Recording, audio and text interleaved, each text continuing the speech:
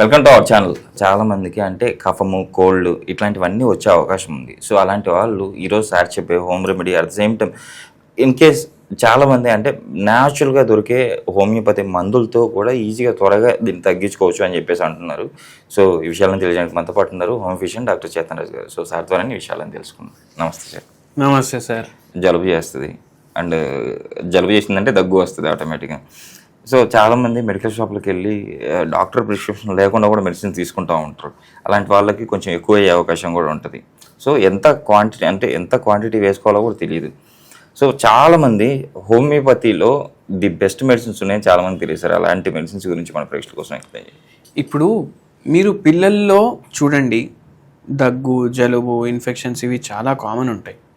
నేనేం సజెస్ట్ చేస్తానంటే మీ పిల్లల్లో దగ్గు వచ్చినా, జలుబు వచ్చినా, జ్వరం వచ్చినా మీరు యాంటీబయాటిక్లు స్టార్ట్ చేయొద్దు.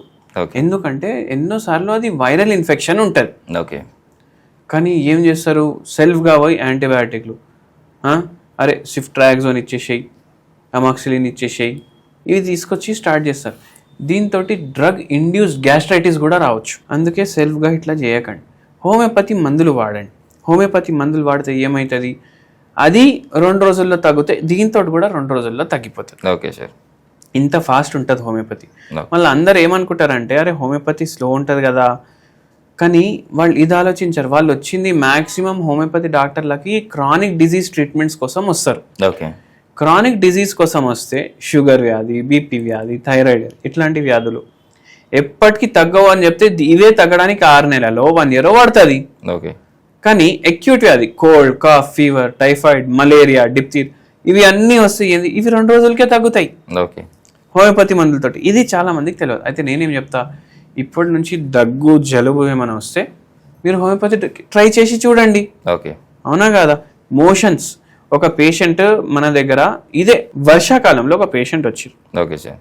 రోజుకి 12 మోషన్లు అవుతున్నాయి సార్ 3 రోజుల నుంచి. ఓకే. వేరే మందులు కూడా వాడినా, ఓకే, యాంటీబయాటిక్లు వాడిన, తగ్గుతలేదు. ఏం చేయాలో అర్థమవుతలేదు. సరే సార్ 2 రోజులకి మెడిసిన్ ఇస్తాం, తగ్గిపోతుంది అని చెప్పినాం. ఓకే. 2 రోజులకి మెడిసిన్ ఇచ్చినాం. ఓకే. వాడు ఆ క్లినిక్ నుంచి ఇంటికి పోయి సాయంత్రమే ఫోన్ చేసిండు, మీ దగ్గర నుంచి వచ్చిన తర్వాత ఇప్పుడు వరకు నాకు మోషనే రాలేదు అన్నాడు. ఓకే. ఎంత సంతోషం అయితే, అవునా కాదా? సో ఇన్ఫెక్షన్స్ డిసీజెస్లో కూడా అట్లా పనిచేస్తుంది హోమియోపతి. ఓకే. మళ్ళీ ఇంకోటి ఏంటంటే ఇప్పుడు వర్షాకాలం ఉంది, ఏం చేస్తాం ఈ మధ్య, అంటే అంటే ప్రతి ఇంటికి ఒక షుగర్ పేషెంట్ ఉన్నాడు, ప్రతి ఇంటికి 2 యూట్యూబర్లు ఉన్నారు. అవునా కాదా? ఆ 2 యూట్యూబర్లో ఒక్కడేమున్నాడు తెలుసా, ఫుడ్ వ్లాగర్. ఓకే. ఏడ పడితే ఆడికి పోవడం, తినడం, వీడియో తీయడం, టేస్ట్ ఎట్లా ఉంది అనేసి యూట్యూబ్లో వేయడం. అవునా కాదా? ఫుడ్ గురించి అయితే ఎవరన్నా ప్రతి ఒక్కడు తీస్తున్నాడు. ఓకే. అయితే దీంట్లో ఏమవుతుంది, ఎక్కడ తింటున్నాం, ఏం తింటున్నాం, వాడు ఎట్లా వండేసి మనకి ఇస్తుండు, ఏమైనా తెలుస్తుందా ఇళ్ళకు? లేదు సార్. అందరూ పెద్ద జ్ఞానులు అయిపోయి ఇట్లా పోయి ఇట్లా తీసుడుతోటి ఏమవుతుంది, సరే వాళ్ళ కడుపులు ఖరాబ్ అవుతున్నాయి, వాళ్ళు ఆ వీడియోలు వేయడం వల్ల వేరే వాళ్ళు కూడా అక్కడ పోయి తినేసి వాళ్ళ కడుపులు ఖరాబ్ చేసుకోరా మీరు చెప్పండి. కరెక్ట్. ఇప్పుడు అమ్మ ఇంట్లో వండింది అనుకోండి, ఎంత హైజీనిక్గా వండుతుంది. ఇప్పుడు చిన్న చిన్న పిల్లలు ఉంటారు, సండే షాపింగ్ పోదాం, పబ్లిక్ గార్డెన్ పోదాం, లుంబిని పార్క్ పోదాం, నెక్లెస్ రోడ్ పోదాం. ఇదే ఇప్పుడు నెక్లెస్ రోడ్ల మీద అయితే ఫుల్ ట్రాఫిక్. ఆడికి పోతారు కదా, చెరువు ఉందా వెనకాల? అవునా కాదా? చెరువు ఉంటే దోమలు ఎక్కువ ఉంటాయి, చెరువు ఉంటే ఈగలు ఎక్కువ ఉంటాయి. అవునా కాదా?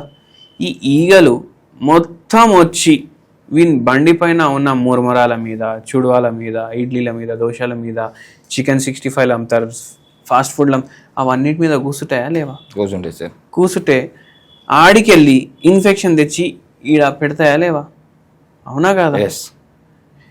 ఊర్లలో మీరు చూడండి, చెరువు కాడ ఓపెన్ డెఫికేషన్ అవుతుంది, అంటే మోషన్స్ కూడా ఓపెన్లో వెళ్ళిపోతారు వాళ్ళు. అర్లీ మార్నింగ్ 5:30కి వాడు మోషన్ చేస్తే 9ంటికి దాని ఎదురుగానే ఒకడు బండి పెడతాడు, ఇడ్లీల బండి, దోశల బండి. అవునా కాదా? ఆ ఈగలు మొత్తం దాని మీద కూర్చొని వచ్చి దీని మీద కూర్చోవా? కూర్చుంటాయి సార్. అప్పుడు ఏమవుతుంది, టైఫాయిడ్ కేసులు పెరుగుతాయి. ఓకే. Food born disease. అవునా కదా? ఇన్ఫెక్షన్లు పెరుగుతాయి. ఇది వర్షాకాలంలో ఎక్కువ అవుతాయి. Okay sir. ఇప్పుడు ఈ బయట బండ్ల మీద తినేటప్పుడు ఇప్పుడు ఇంటికాడ ఒక ఈగ ఇంట్లో కూడా రానివ్వము. అవునా కదా? అక్కడ మన పిల్లల ప్లేట్ల మీద ఈగలు కూర్చుంటే అరే మమ్మీ ఇది వచ్చి ఇట్లా చేస్తుంది సతాయిస్ ఏం కాదు ఇట్లా చేయి తినేసేయి అంటారు. అవునా కదా? Correct sir. అట్లా అయి మన పిల్లలు పరేషాన్ అవుతారు. గ్యాస్ట్రెంట్రైటిస్ అవుతుంది, ఓకే, వైరల్ ఇన్ఫెక్షన్స్ అవుతాయి, మళ్ళీ ఇన్ఫ్లుయెంజా అయ్యే ఛాన్సెస్ ఉంటాయి. మళ్ళీ ఇంత గొంపగుత్త క్రౌడెడ్ ప్లేసెస్లో పోయి హైజీన్ ఉండదు, ఏం ఉండదు.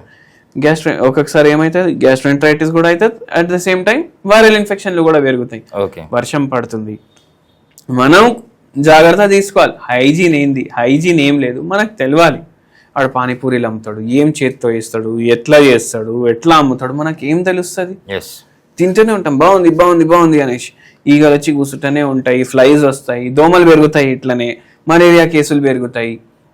మీరు చూడండి ఏమైతుండే మనకు, మీకు గుర్తుందో లేదో, ఇప్పటికీ ఊళ్ళలో ఉంటుంది. చిన్నప్పుడు టైర్లు ఇట్లా కొట్టుకుంటా గల్లీల్లో ఆడుకుంటుండే పిల్లలు, అవునా కాదా? ఇప్పటికీ ఆడుకుంటారు ఊర్లో. అదేం చేస్తారు, సమ్మర్లో ఆడుకుంటారు హాలిడేస్ అనేసి. ఆ టైరు ఏమవుతుంది తెలుసా, తర్వాత ఎక్కడికో మూలకు పడేస్తారు బయట. దాంట్లో వర్షం పడితే నీళ్ళు జమ అవుతాయా కావా? అవునా కాదా? అవుతాయి సార్. నీళ్ళు జమ అయితే దాంట్లో మళ్ళా ఈ మస్కిటోలు వచ్చి ఏం చేస్తాయి, గుడ్లు ఇస్తాయి. ఒక్క మస్కిటో అంటే ఒక్క దోమ గుడ్లు ఇస్తే 300 దోమలు వస్తాయి దాంట్లోకి. ఓకే, 300 గుడ్లు ఇస్తుంది. 300 దోమ మొత్తం ఒక ఆర్మీనే తయారు చేసిరు కదా పిల్లలు. అయితే ఆ టైర్లల్లా నీళ్లు జమ అవ్వకుండా చూసుకోండి. వర్షం పడలేదు, వేడిగా ఉంది ఇవాళ, అవునా కదా? అంటే ఏందంటే ఇండియాలో 2 సీజన్లు ఉన్నాయి, ఒకటి సమ్మర్ సీజన్, ఒకటి వింటర్ సీజన్. మళ్ళీ వర్షాకాలం ఏంది, ఏం ఋతువు ఇది అంటే సమ్మర్ సీజన్లోనే మీకు వర్షం వస్తుంది, ఫుల్ వేడిగా ఉంటుంది వర్షం లేని రోజు, అవునా కదా? అరే కూలర్ తీరా పెట్రా, కూలర్ సాఫే చేయం, దాంట్లో కూడా దోమలు, అవునా కాదా? ఇవి ఇట్లా స్ప్రెడ్ అవుతాయి. ఓపెన్ డెఫికేషన్ పెద్ద ప్రాబ్లం, ఓపెన్ డ్రైనేజ్ పెద్ద ప్రాబ్లం. అయితే ఇవన్నిటి వల్ల స్ప్రెడ్ అవుతున్నాయి. జర దయచేసి వర్షాకాలం అయినప్పుడు వరకు బయట ఏడ పడితే తినడం, ఏడ దొరికితే అది తినడం, ఏం నచ్చినా అది తినడం చేయకండి. ఫ్లూ బ్లాగింగ్ వాళ్ళే అందరికన్నా ఎక్కువ బీమారు పడుతున్నారు ఈ మధ్య, అవునా కాదా? సో ఇవి జాగ్రత్తలు పాటించండి. దగ్గు వచ్చినా, జలుబు వచ్చినా, మోషన్స్ వచ్చినా, టైఫాయిడ్ వచ్చినా మీరు హోమియోపతి వాడి చూడండి. పెయిన్ ఫ్రీ ట్రీట్మెంట్ ఉంటుంది. అంటే మేము ఏం గుచ్చాము, చేదుగున్న మందులు ఇవ్వం, స్వీట్ పిల్స్ ఇస్తాం, పేషెంట్లకు తగ్గిస్తాం.